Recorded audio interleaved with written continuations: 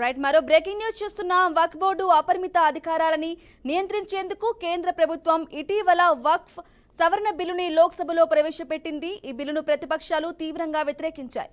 ఇది రాజ్యాంగంపై దాడిగా, మత స్వేచ్ఛని హరిస్తున్నాయంటూ కాంగ్రెస్ ఇతర ప్రతిపక్షాలు ఈ బిల్లుపై ఆందోళన చేశాయి. దీంతో ఈ బిల్లుని చర్చించేందుకు జాయింట్ పార్లమెంటరీ కమిటీని నియమించింది.